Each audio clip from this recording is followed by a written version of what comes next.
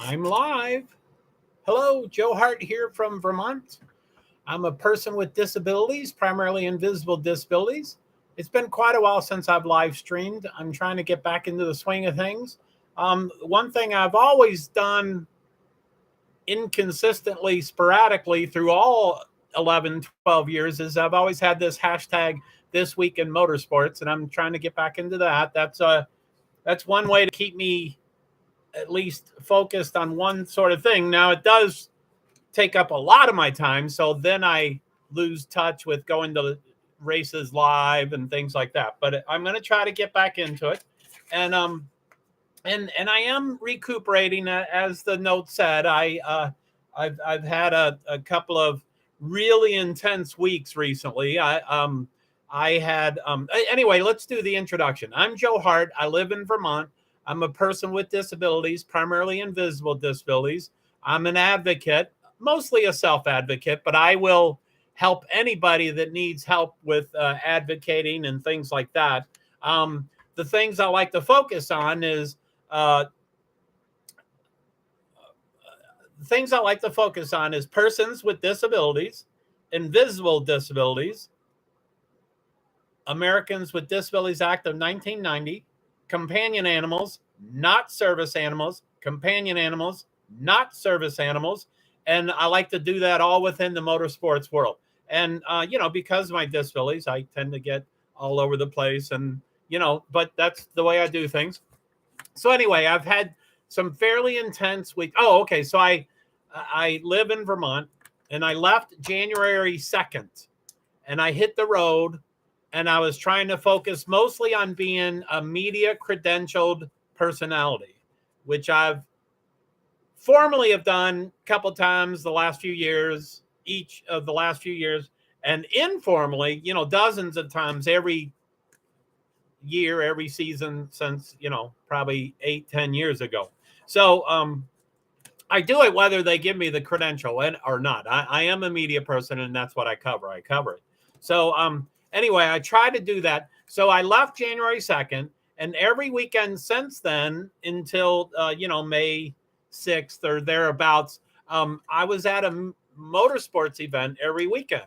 And obviously it had to expand from NASCAR and IndyCar and Formula One and Formula E, to get that many events. It had to be, the smaller ones. SCCA was one of the more common events I went to, Sports Car Club of America. And they were a heck of an experience and a learning curve. And OMG, my way of doing things don't entirely mesh with theirs. So I'm trying to adapt to their system because my system, it's too intense with them. I can't do it. So anyway, that time came down to, by the way, I don't know how long I'm going to talk, but I set an alarm that the alarm went off when I started, and I hit the snooze button, which is every 9 minutes. So it's going to go off at 9 and 18 minutes and 27 minutes. And I don't know how long I'll talk, but I wouldn't mind being done in 18 minutes or less. But I'm just throwing that out. It could be 4 hours. Don't know. So anyway, coming into May, it was pretty intense. Probably the mecca for me for the entire year, I think for the entire year. But I'm,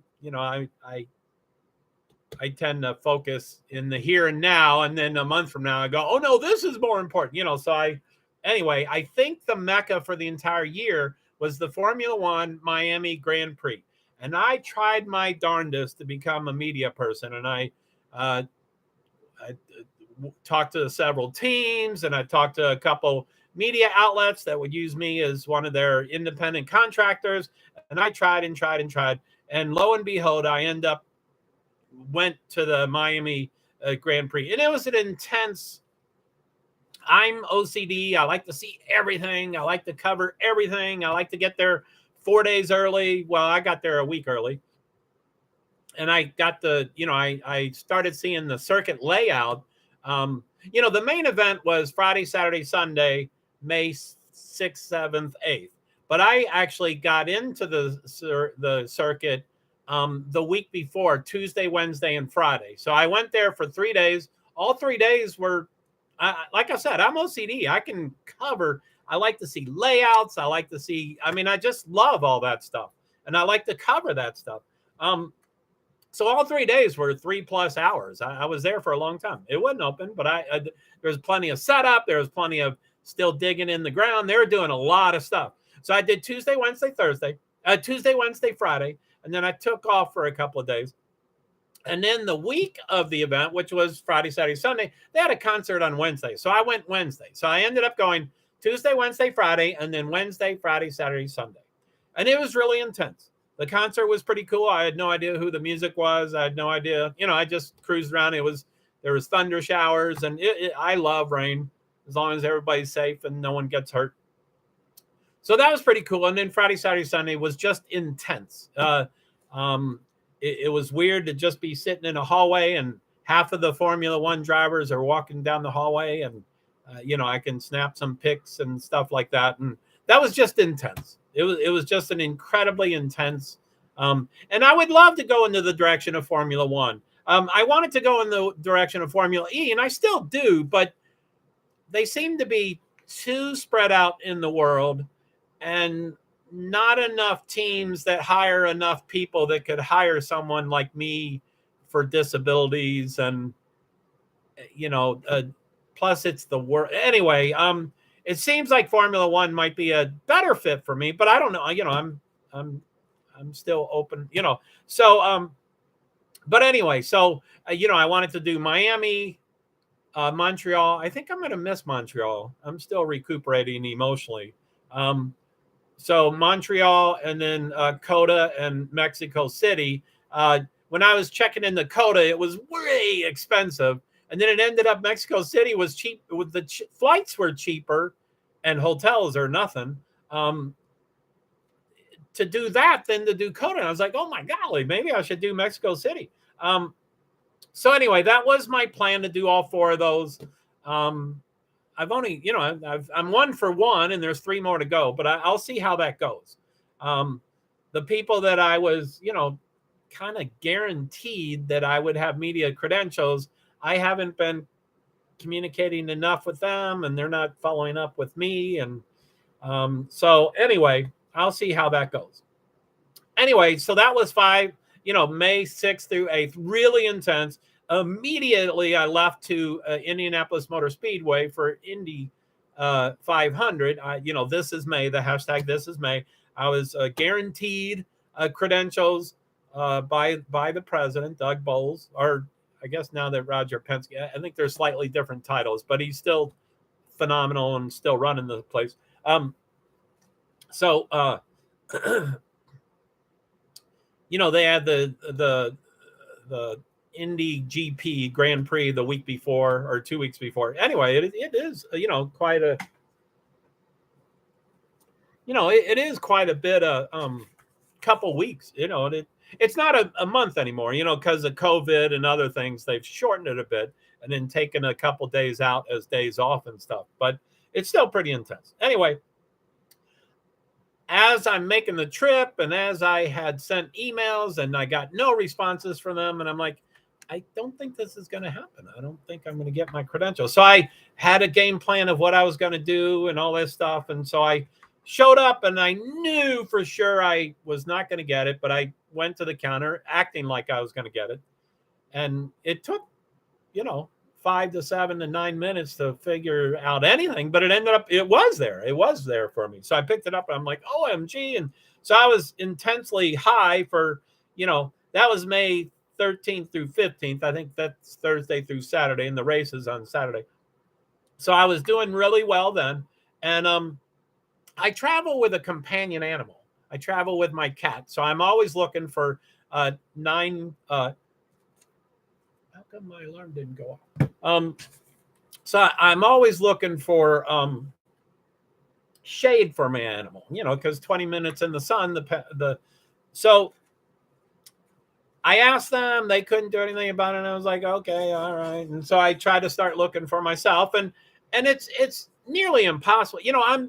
I have invisible disabilities, so I can walk. I don't want a handicap parking space because they're all in the sun. There's no shade. But I'm not, visibly disabled. I'm invisibly disabled. So I need other things. By the way, thank you for watching my stream. Thank you for watching it as a recording. If you have any questions or anything, send it through Twitter, or I don't know how you can communicate here, but please comment. Let's see if I say that. Please comment. Thanks. I don't know if that goes anywhere. Do y'all see that? Okay, so so anyway, okay, so I figured out my shade, and I had to move a couple. It was 3 spaces, so I had to move 3 times a day. And so I Thursday was a pre-day, but I found stuff, and then Friday I did the complete day. Or no, I'm sorry, Thursday I found shade, and I did 2 of the 3 spaces. The third one was earlier in the morning, so I missed that. So I did the 2, and then Friday I did the 2, and I was going to the 3rd space. And when I got there, it wasn't available, and I sat there for a while, and it was near a building that had business. People drove there, parked, and went in for business, and I'm like, well, I'll wait for their business, and it could, the business could be. It was buying tickets. So, it could be a 40-minute wait. And I didn't mind. I just wanted the space. So I sat there for a while, and then I said, and then I made the worst decision I've ever made in my life. I decided to go into the building and ask for help again from IMS for the parking. But I didn't mean for it to escalate. Not in a bad way. It just escalated in a formal way. But I didn't mean to escalate it at all. I just wanted that space. I just wanted them to find out who parked there. It was probably an employee because they were there for an extended period of time. Communicate with them. They didn't do anything wrong. Just ask them to move so I can have 24-hour shade for my animal so he doesn't die. But like I said, it escalated pretty quickly. I talked to 2 lawyers. I'm like, I just want that space. I'm not, yeah. So both lawyers were pretty formal, but one lawyer was very formal, and he was like, well, I'm not sure if I agree with you and your interpretation of the ADA. And I'm like, well, I'm pretty well versed with the ADA. And, I just wanted the space. I didn't want to push the thing. And this is not about IMS. I didn't want to talk this much about it, but I just, it just became, I'm OCD. So I'm kind of like one of those pit bulls that once they get their teeth into something, their jaws won't let them. So I kind of just kept going with it. I'm like, I don't want to do it, So anyway, they had an idea. I was in the building for like 2.5, 3 hours, which by that time, that space could have opened up. It did not. It actually opened up when we were about to leave. And I said, hey, can I just move my car into that space just in case y'all don't come up with a solution for me? And they said, yeah. So I took the space. And as I was going to move my car, I said, and that I ended up talking to like 8 people. And so the last couple of people, most recent people were with me, may not had gotten the whole story. So as I'm walking out, I said, if I had gotten that space 3 hours ago, I wouldn't have never walked into this building. I didn't want to do any of this. I just wanted the space. And the one guy looked at me like, holy, does he really mean that? Oh my goodness. So they took me around and blah, blah, blah, blah, blah. It didn't work out. So it ended up, after all this and talking to 2 lawyers and making a big deal, which I didn't mean to, the 3 spaces that I were going to use, I actually narrowed it down to 2. I got it so that I didn't, I maximized the shade at both spaces, and then I only had it was 2 spaces. So I'm like, that's not bad. So, but like I said, it ended up being my spaces. They came up with no additional help at all. And I said, I know there's 200 spaces on your property that would be perfect. And they're like, well, where? And I'm like, list this. Oh, well, you can't do this. You can't do that. And I said, okay, first of all, y'all don't quite understand the ADA. The ADA can be the exception to rules. It is to allow me, it is to provide reasonable accommodations to me so that it gives me complete access, complete access like everybody else has. I said, so it is okay to be the exception to the rule. Oh no, we can't do that, so whatever. So I started the day Saturday, and I ended up I was visited twice by the supposed young, attractive female lawyer that was supposedly my buddy, but every time she met with me, she would like add a zinger, and she was like, well, you're not very conforming, and if you can't conform to our system, we will have to take the media credentials away from you. And I'm like, I didn't mean to press the shade for my cat. I just wanted that space. She's like, oh no, we're just talking, you're non-conforming about the shuttles. And I'm like, shuttles? I just ask if you go somewhere, and they say no. And I was like, okay, how far do you go? Can you bring me as far as you go? And then I walk the rest. And they would say yes, or sometimes they'd say no. And then I would walk the whole way. But somehow I was non-conforming. Anyway, whatever. So then it kind of became a blur. Saturday night, I started feeling sick. Sunday, I started feeling sicker. Monday, I went get tested for COVID. 9:40 in the morning on Monday, they took my sample.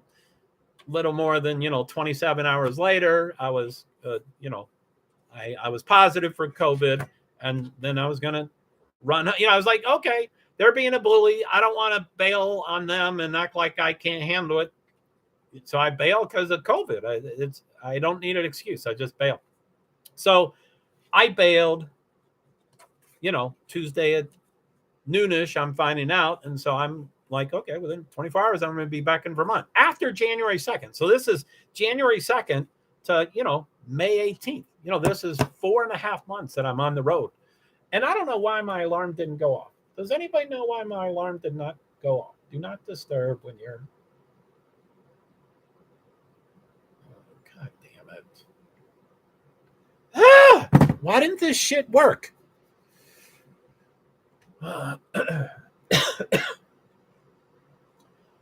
Okay, so anyway, COVID should have been the worst thing on my mind, but at the time driving home, which was pretty intense, I didn't feel super great. I felt horrible about IMS. They were definitely bullying me. They were definitely holding this media credential over my, as if all I did was ask for a reasonable accommodation that I'm entitled to by the Americans with Disabilities Act. That's all I did. And they have plenty of spaces that would have qualified. They have plenty of spaces. And I just needed a couple spaces.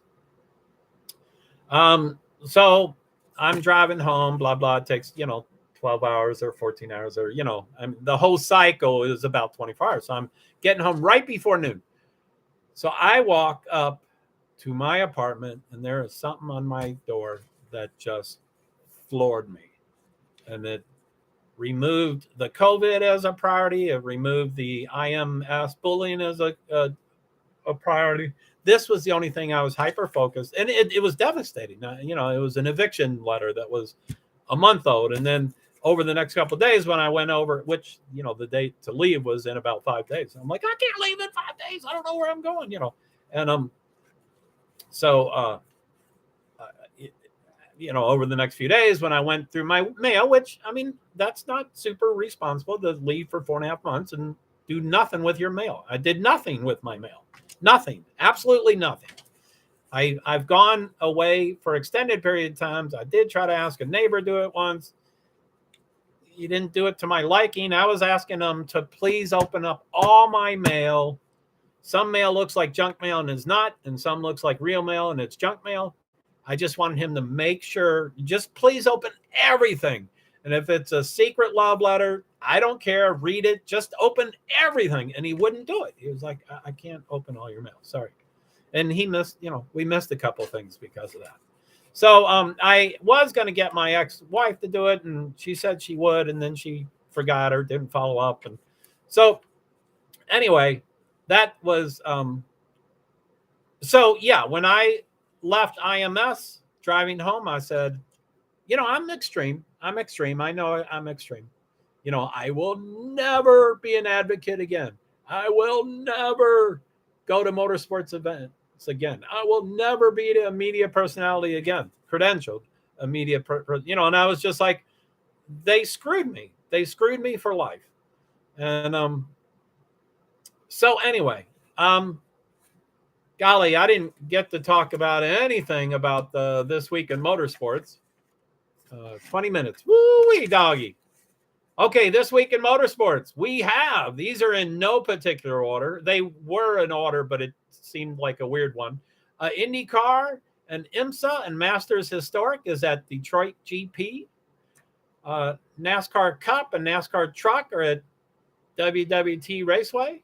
Xfinity, ARCA Racing West is at Portland. SCCA Official, HST is at WGI. MotoGP is at Circuit Cat Eng. FIA Formula E, Jakarta E-Prix is in Indonesia. USF Juniors, VIR now. NHRA is in New England Dragway in Epping, New Hampshire. CRA Racing ARCA CRA is in J-Town. I think it's Jennerstown. Moto America, Road America. Ultra 4, something in Tennessee. Method, Teardown, Tennessee. Pittsburgh, Tennessee. Toyo Tires, F1600, Shannonville _SMP. GT World Challenge Europe, GT4 Series is at Paul Ricard Circuit, Paul Ricard Track. For some reason, they removed their Twitter account. Don't know why. I hate when they do that. TER Series, Historic.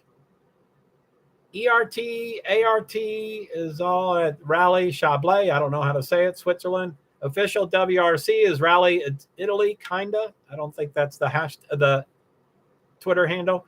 FIA F4 NACAM is Rally Barbados. FIA European something. Autocross. Latvia. The ADAlive.org is every month. It's the first Wednesday of the month at 1 p.m. I don't see it as very often. F Regional Alpine is at Paul Ricard again. USTCC is at NJMP in Millville, New Jersey. Formula Race Promo, which is F1600 Series, F2000 Series, probably Atlantic Series, at Pit Race. Pirelli Trophy, WeatherTech Raceway in Monterey, California. IHRA, Seaville Drag in something, Centerville, something. Don't know the state. Grid Life Fest, a Ginger Man Race, South Haven, Michigan. FEL, SCCCA, and Radical Canada is Calabogie Motors. NASCAR Peak MX, Super Avalo, El Dorado, TER Series, ERT. I repeat the exact same one. CI Formula 4, TCR Italia, Clio Cup Italia, Circuito Misano, Auto Club CR, Auto Club with a K CR, Red Bull Ring, Austria, FIM EWC, 24-hour Spa Motos, Circuit Spa, STCCA Official, TCR Scandinavia, Jung something land or something, Super Taki STO, Fiji Circuit, FSW Press, TCR South America, Goiânia, Brasilia, and that's it. So that's all the things. Anyway, I'm sorry I went on and on and on and on, but I'm going to try to get back into things. So thank you very much, and I will talk to you later. Take care. Bye-bye.